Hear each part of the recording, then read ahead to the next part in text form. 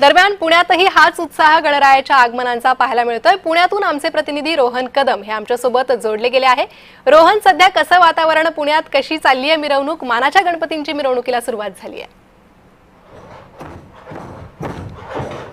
अगदी बरोबर आहे। आपण आता मानाचा पहिला ग्रामदैवत मानला जाणारा कसबा गणपती जो आहे मानाचा पहिला, तिथे आपण आता आहोत आणि आपण पाहिलं तर ढोल ताशाच्या गजरामध्ये लाडक्या बाप्पाचं स्वागत सगळ्यांकडून केलं जात आहे। संघर्ष ढोल ताशा पथकाकडून जे आहे ती वादन करून बाप्पाला मानवंदना दिली जाते। बाप्पाचं स्वागत जे आहे ते केलं जातंय, कारण का ग्रामदैवत कसबा गणपती जे आहे तो मानाचा पहिला गणपती मानला जातो आणि याची मिरवणूक दरवर्षीच मोठ्या जल्लोषामध्ये उत्साहामध्ये असते आणि पुण्याची जी संस्कृती आहे ती संस्कृती जपण्याचं काम पुण्यातील सगळेच मंडळ करत असतात आणि अशा पद्धतीने ढोल ताशाचं वादन जे आहे ते सध्या सुरू आहे आणि थोड्याच वेळामध्ये ग्रामदैवत कसबा गणपतीच्या पालखीतून मिरवणुकीला सुरुवात होणार आहे आणि ही मिरवणूक पुण्याच्या ग्राम प्रदक्षिणा जी आहे, पुण्याचा जो मध्यवर्ती भाग आहे त्या भागामधून बाप्पाची ग्राम प्रदक्षिणा जी आहे ती होते आणि ही ग्राम प्रदक्षिणा झाल्यानंतर बाप्पा जे आहे ते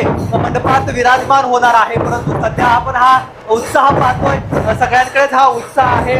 अगदी छोटे वादक देखील आपल्याला पाहायला मिळत आहेत। अगदी सकाळी नटून नाकामध्ये नथनं घालून सगळेजण जे आहेत ते आलेले आपल्याला पाहायला मिळतात, कारण का अगदी लहान मुलांपासून वयोवृद्धांपर्यंत सगळ्यांनाच बाप्पाच्या आगमनाचा उत्साह असतो, जल्लोष असतो आणि तोच उत्साह तोच जल्लोष जो आहे तो आपल्याला पाहायला मिळतोय।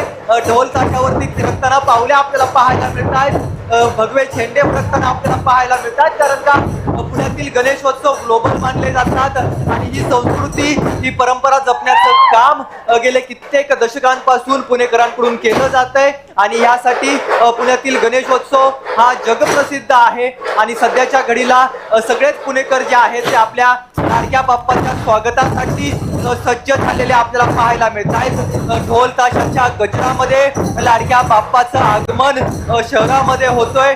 हजारो मंडळ जे आहेत ते अशाच पद्धतीने आपल्या लाडक्या बाप्पाचं स्वागत करतायत। अगदी घराघरामध्ये गणेश जो आहे, बाप्पा जो आहे, अगदी रोहन, आणि तुम्ही सांगताय तशाच पद्धतीचा उत्साह या ठिकाणी पाहायला मिळतोय। मिरवणूक आपण आपल्या जय महाराष्ट्राच्या प्रेक्षकांना दाखवूयात। आजूबाजूला कसं वातावरण आहे ते पाहायला आवडेल।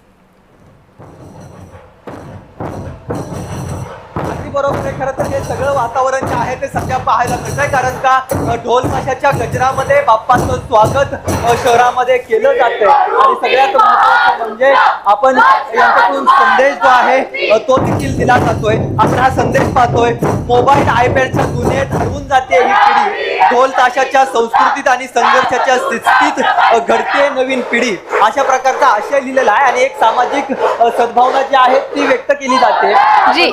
वेगवेगळे बोर्ड जे आहेत ते आपल्याला पाहायला मिळत आहेत। जेव्हा सिंदूर झाले अश्रूंनी लाल, भारत देश उभा धैर्याने विशाल, स्त्री शक्तीचा होता ज्वाज्वल्य प्रकाश, देशनाचा तिच्यावरती अढळ विश्वास, असं सांगून ते सगळा संघर्ष ढोल ताशा पथकाकडून ट्रिब्यूट जो आहे तो ऑपरेशन सिंदूरला दिला जातोय आणि हा सगळा आशय दिला जातोय आणि त्यातून एक सामाजिक संदेश देत या मिरवणुकीला सुरुवात होते। खरं तर पुण्यातील गणेशोत्सव हे जगप्रसिद्ध आहेत। पुण्यातील गणेशोत्सव जगप्रसिद्ध होत असताना या सगळ्या संस्कृतीचा वसा वारसा जोपासत असताना रोहन, अत्यंत उत्साहपूर्वक अशी दृश्य सध्या आपण पाहतोय। आपण काही वेळ या ढोल ताशांचा निनाद ऐकूयात। नक्कीच आपण ढोल ताशाचा निनाद ऐकूयात, कारण का यासाठीच लाखो पुणेकर जे आहेत ते शहरामध्ये येत असतात।